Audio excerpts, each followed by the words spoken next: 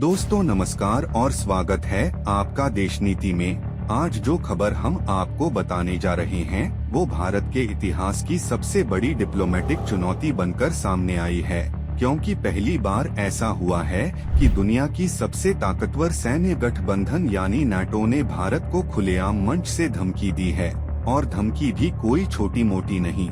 सीधे शब्दों में कहा गया है कि अगर भारत ने रूस से व्यापारिक रिश्ते खत्म नहीं किए तो 100% सेकेंडरी सैंक्शंस यानी पूरी तरह से प्रतिबंध लगा दिया जाएगा। और ये बात किसी एक देश की नहीं बल्कि पूरे 32 देशों की है जो नाटो का हिस्सा हैं, जिसमें America, Britain, Germany, France, Canada, Italy जैसे शक्तिशाली राष्ट्र शामिल हैं। और इसी चेतावनी के बाद पूरी दुनिया में भारत की विदेश नीति पर सवाल उठने लगे हैं। लोग पूछ रहे हैं कि क्या मोदी सरकार वाकई में अंतर्राष्ट्रीय कूटनीति के मामले में फेल हो रही है। क्या विदेश मंत्री एस जयशंकर, जो हर मंच पर खुद को चाणक्य बताते हैं, अब कुंभकर्ण की नींद में हैं? क्या प्रधानमंत्री मोदी, जो लगातार विदेश यात्राओं पर रहते हैं, उन्हें पता नहीं कि दुनिया भारत के खिलाफ खड़ी हो रही है? ये वही नाटो है जो अपने सदस्य देशों की रक्षा करता है, और अगर कोई देश उनके विरोध में खड़ा हो जाता है तो उसे बर्बाद करने में देर नहीं लगाता। और अब भारत को भी उसी कतार में खड़ा कर दिया गया है, क्योंकि भारत ने रूस से तेल खरीदना जारी रखा। अमेरिका और यूरोप ने रूस पर प्रतिबंध लगाया, लेकिन भारत ने अपने पुराने मित्र रूस का साथ नहीं छोड़ा। अब वही दोस्ती भारत पर भारी पड़ रही है, क्योंकि नाटो प्रमुख मार्क रूट ने साफ शब्दों में कहा है कि भारत, चीन और ब्राजील अगर रूस से व्यापार करते रहे तो उन्हें इसके गंभीर परिणाम भुगतने होंगे। सीधे शब्दों में कहा गया है कि प्रधानमंत्री मोदी खुद व्लादिमीर पुतिन को फोन करें और उन्हें कहें कि वे शांति वार्ता के लिए आगे आएं, नहीं तो भारत को ऐसी आर्थिक मार पड़ेगी जिससे उबरना मुश्किल होगा।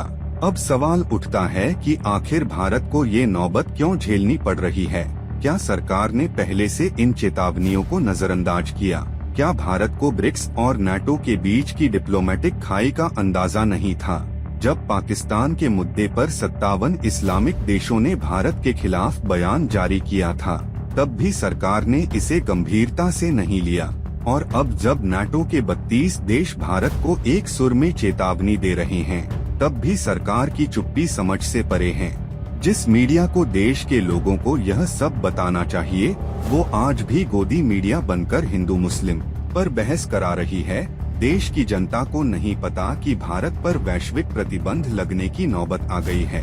100% सेकेंडरी सैंक्शन का मतलब होता है कि कोई भी विदेशी कंपनी भारत से व्यापार नहीं कर सकेगी, तकनीकी ट्रांसफर बंद हो जाएगा, फाइनेंशियल ट्रांजैक्शन पर रोक लग जाएगी, यहाँ तक कि भारत की फार्मा, डिफेंस, आईटी, मैन्युफैक्चरिंग और ऊर्जा सेक्टर पूरी तरह से ठप हो सकते हैं। यानी सीधे शब्दों में कहा जाए तो भारत की अर्थव्यवस्था को लकवा मार जाएगा। और सरकार क्या कर रही है? खामोश है। विदेश मंत्री खामोश, प्रधानमंत्री खामोश, और मीडिया तो जैसे इस मुद्दे पर आंख मूंदे बैठा है। यही नहीं, अब ब्राजील, जो ब्रिक्स का हिस्सा है, वो भी नाटो की लाइन में आ गया है। यानी भारत की कूटनीतिक ताकत चारों ओर से घिरती जा रही है। चीन पहले से भारत का विरोधी है। पाकिस्तान तो भारत के खिलाफ खड़ा ही रहता है। बांग्लादेश ने भी अब दूरी बना ली है। नेपाल और श्रीलंका में भी हालात अच्छे नहीं हैं। और इन सब के बीच भारत अगर रूस के साथ मजबूती से खड़ा रहेगा तो क्या पूरी दुनिया भारत के खिलाफ नहीं खड़ी हो जाएगी? मार्क रूट की भाषा सीधी है। उन्होंने कहा है कि दिल्ली में जो शख्स बैठा है, यानी नरेंद्र मोदी, उसे खुद पुतिन से बात करनी होगी। रूस को समझाना होगा कि युद्ध बंद करे। अगर पुतिन ने शांति वार्ता को गंभीरता से नहीं लिया तो भारत को इसका खामियाजा भुगतना पड़ेगा। और यह बात वो बार बार दोहरा रहे हैं, क्योंकि अब केवल सुझाव नहीं, आदेश का लहजा है। और अगर भारत इस आदेश को नजरअंदाज करता है तो पूरी वैश्विक व्यवस्था से बाहर कर दिया जाएगा। भारत के सामने आज दो रास्ते हैं, या तो वो रूस के साथ अपने ऐतिहासिक रिश्तों को त्याग दे, या फिर पूरी दुनिया से टकरा जाए। लेकिन यह टकराव भारत को कितना भारी पड़ेगा, इसका अंदाजा लगाना मुश्किल नहीं। जब अमेरिका 100% टैरिफ लगा चुका है, यूरोपियन यूनियन भी भारत से आयात बंद करने की योजना बना रही है और अब नाटो का धमकी भरा रुख सामने है। तब भी अगर सरकार चुप रहे तो यह सिर्फ चुप्पी नहीं बल्कि लापरवाही और कूटनीतिक आत्महत्या है। हमें याद रखना होगा कि रूस हमेशा भारत का मित्र रहा है, लेकिन अब उस मित्रता की कीमत भारत को अकेले चुकानी पड़ रही है। चीन, ब्राजील, पाकिस्तान, बांग्लादेश, अफगानिस्तान, नेपाल, श्रीलंका सब धीरे धीरे भारत से दूर हो रहे हैं और भारत की कूटनीतिक नीतियां अब सवालों के घेरे में हैं। जनता को इस मुद्दे पर जागरूक करना बेहद जरूरी है, क्योंकि अगर ये 32 देश अपने फैसले पर अड़ जाते हैं तो भारत की जनता को भुगतना पड़ेगा। महंगाई बढ़ेगी, रोजगार घटेगा, व्यापार बंद होगा और दुनिया की नजरों में भारत की साख गिरेगी। ऐसे में हमें यह पूछना होगा कि क्या वाकई मोदी सरकार जाग रही है या फिर ये नींद बहुत गहरी है।